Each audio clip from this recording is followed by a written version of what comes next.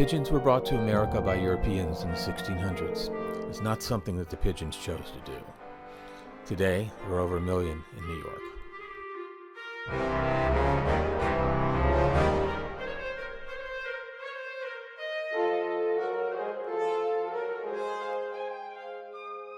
Hi, I'm Mother Pigeon.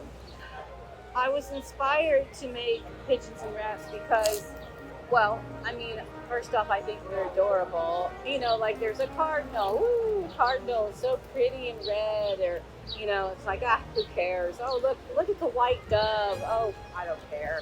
But look at the pigeon over there with like missing toes and messed up beak and, you know, feathers all messed out of place. That's the one that I love.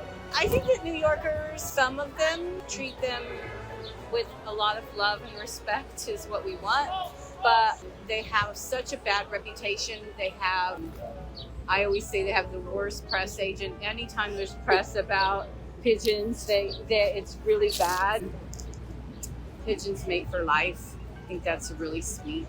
The male pigeon produces a milk for the baby pigeon. Also, the female pigeon does too. Yeah, those are a couple of my favorite facts. Hopefully, you know, through work of people, my work, it'll help people change their minds about the little urban creatures that we have.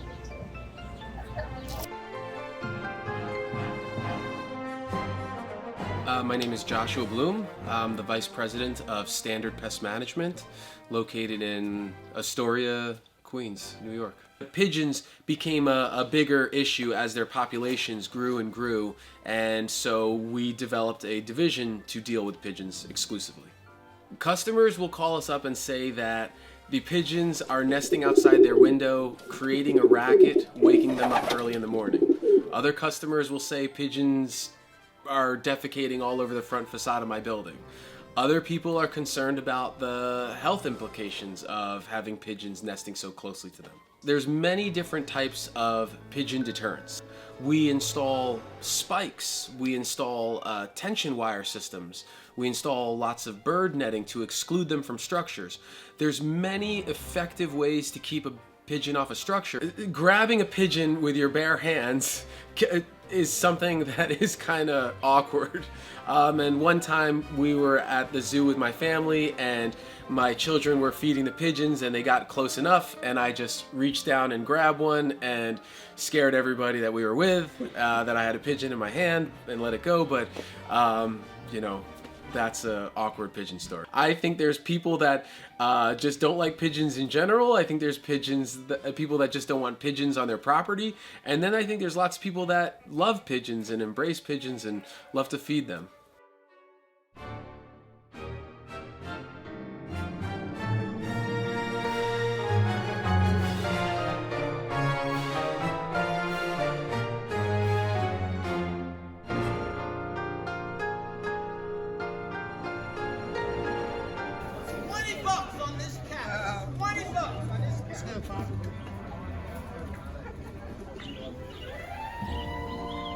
But the rollers, I have probably about 40 of them. What's a roller? Basically, it's a pigeon that it flies, and then when it turns, it does like a somersault in the air. So I found the rollers. I did some research and looked up the rollers and different breeds, and I found that I like the rollers more, the performance that they do. And I stuck with the rollers. So this year, him and myself and my grandson here was, you know, rolling with the rollers. It's actually like a stress reliever. You know, you enjoy it. It's wonderful to feed them, see them fly. You enjoy yourself. You know, it's you know, basically, like I said, a stress reliever. It's awesome. He races pigeons. There's different types of pigeons.